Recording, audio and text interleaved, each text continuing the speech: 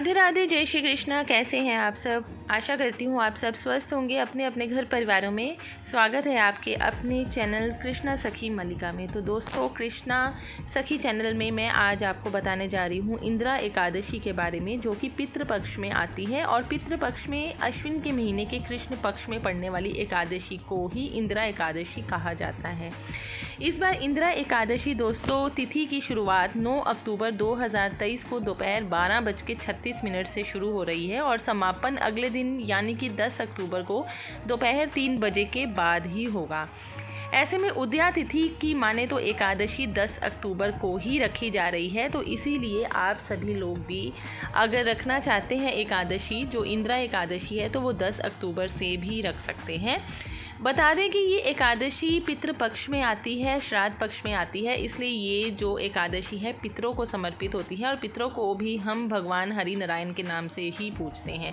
ऐसे में पितरों के लिए किए गए कर्म इस तिथि पर विशेष फलदायी होते हैं। जैसे कि कई लोग अपने पितरों को तर्पण नहीं कर पाते हैं, पिंड दान नहीं कर पाते हैं किसी कारणवश, तो ये एकादशी सबसे बढ़िया होती है अपने पितरों को समर्पित करने के लिए, उनके प्रति अपने आप को मतलब उनको समर्पण देने के लिए ये की जाती है। इंदिरा एकादशी के दिन सुबह आप जल्दी उठकर स्नान करिए और उसके पश्चात स्वच्छ वस्त्र धारण कीजिए। सुबह कोशिश कीजिए कि ब्रह्म मुहूर्त में ही आप उठ जाएं और उसके बाद आप जो आपके अपने कार्य हैं वो करने के बाद भगवान को ज़रूर स्नान कराएं। फिर सूर्य को अर्घ्य दें। इसके बाद भगवान विष्णु का ध्यान करके व्रत का संकल्प करें। पूजा करने के लिए घर के मंदिर में पूजा के लिए श्री हरि की प्रतिमा पर इस दिन खासकर विशेष किया जाता है और मंदिर में गंगा जल का छिड़काव किया जाता है। अगर आपके पास भगवान विष्णु और लक्ष्मी जी की विग्रह नहीं है तो आप लड्डू गोपाल जी को भी इस दिन पूज सकते हैं, तो कि लड्डू गोपाल भगवान विष्णु का ही रूप होते हैं। इसके बाद श्री हरि को चंदन, भोग, पुष्प, धूप, तुलसी दल आदि अर्पित करें और विधिवत उनकी पूजा करें। और एक चीज़ मैं आपको और बता देती हूँ दोस्तों कि एकादशी वाले दिन कभी भी हमें तुलसी नहीं तोड़नी चाहिए। और अगर आपको तुलसी तोड़नी पड़ती है तो एक दिन पहले आप तुलसी का इंतज़ाम कर लीजिए, तोड़ के अपने पास रख लीजिए, किसी डिब्बे में वगैरह में पानी में भिगो कर रख दीजिए ताकि तुलसी ज़्यादा ख़राब ना हो। और उसके बाद आप भगवान को तुलसी से ही स्नान करवाइए और कुछ फूल वगैरह ले लीजिए। हो सके तो आप चंदन का श्रृंगार भी इस दिन कर सकते हैं या पंचामृत, दूध, दही, घी, शहद और गंगा जल से भी भगवान को स्नान करवा सकते हैं। इंदिरा एकादशी का व्रत आपके पितरों की आपसे नाराज़गी को दूर करने वाला होता है, साथ ही भगवान विष्णु की कृपा भी इसमें बरसती है। तो इस दिन अगर आप कोशिश यही कीजिए कि जो भी आप ये व्रत रखते हैं, अपना जो व्रत का पुण्य है, फल है, वो अपने पितरों को समर्पित कीजिए और इससे पितरों को भी मोक्ष की प्राप्ति होती है।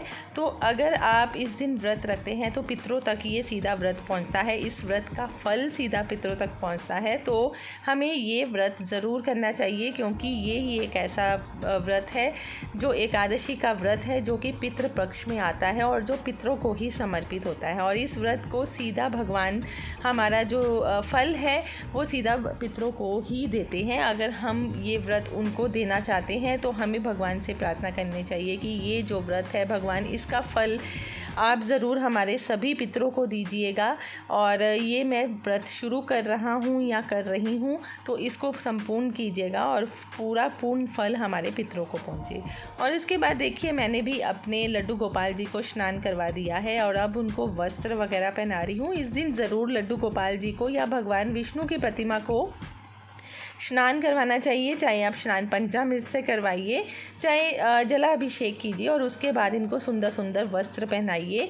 और पीले वस्त्र तो आप जानते ही हैं भगवान विष्णु के ऊपर या लड्डू गोपाल जी के ऊपर बहुत ही सूट करते हैं। तो मेरे पास ना पीले वस्त्र कई तरह के हैं और मुझे भी पीला रंग बहुत पसंद है, तो मैं खुद भी बनाती रहती हूँ भगवान के लिए पीले। ज़्यादातर मेरे पास पीले रंग ही आपको दिखेंगे।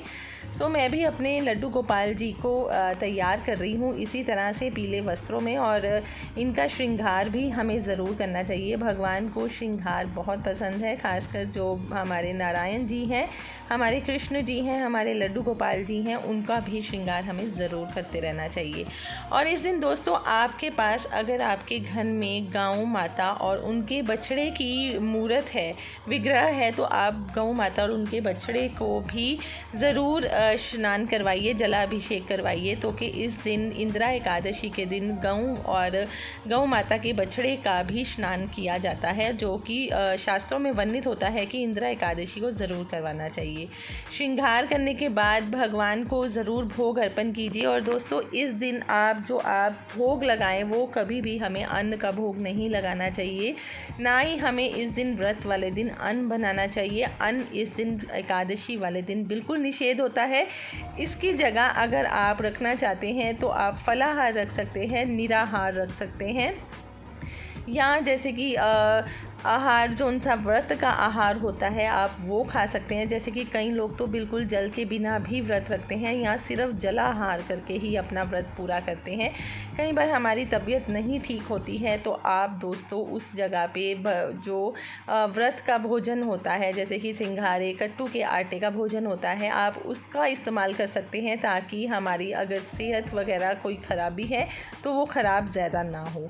और इस दिन ज़रूर एकादशी को व्रत ज़रूर करना चाहिए, क्योंकि एकादशियों के व्रत का बहुत महत्व हमारे हिंदू में शास्त्रों में बताया गया है, जो कि 100 गऊ दान देने के बराबर माना जाता है एकादशी का अकेला व्रत। तो आप भी ज़रूर एकादशी का व्रत किया कीजिए। अगर आप आहार के बिना नहीं रह सकते हैं तो आप व्रत वाला आहार से भी या फलाहार रख के भी इस व्रत को पूर्ण कर सकते हैं। तो देखिए दोस्तों, आपसे बातें करते करते मैंने अपने लड्डू गोपाल जी का भी श्रृंगार ऑलमोस्ट डन कर दिया है, पूरा हो चुका है और मेरे लड्डू गोपाल जी बहुत ही खूबसूरत लग रहे हैं। और अब हम इसके बाद इनको बढ़िया बढ़िया भोग लगाएंगे। भोग में आप फल, कोई भी जो मौसमी फल होता है आप वो इनके आगे अर्पित कर सकते हैं। धूप, दीप, नैवेद्य और फूल, फल ज़रूर भगवान को अर्पित करना चाहिए।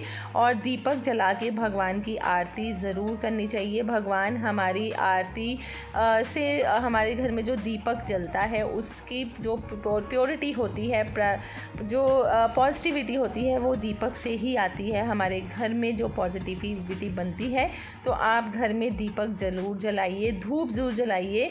और धूप से बहुत अच्छी खुशबू, फूलों को भगवान को ज़रूर चढ़ाइए, तो कि भगवान फूलों की खुशबू से भी बहुत प्रसन्न होते हैं। और साथ में जो आप भोग में लगाना चाहते हैं, जैसे कि आप कट्टू के आटे का कुछ भोजन भगवान को अर्पित करना चाहते हैं तो आप वो भी अर्पित कर सकते हैं। और दोस्तों घंटी ज़रूर बजाइएगा, भगवान को घंटी बहुत ज़रूरी होती है। घंटी बजानी, जब आप भोग भी लगाते हैं या आप आरती करते हैं तो हमें घंटी ज़रूर बजानी चाहिए। इससे हमारे घर में जो नकारात्मकता होती है वो घर से बाहर चली जाती है।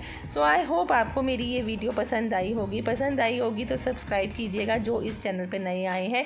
मिलती हूँ मैं आपको अपनी अगली वीडियो में, तब तक के लिए राधे राधे, जय श्री कृष्णा, नमस्कार।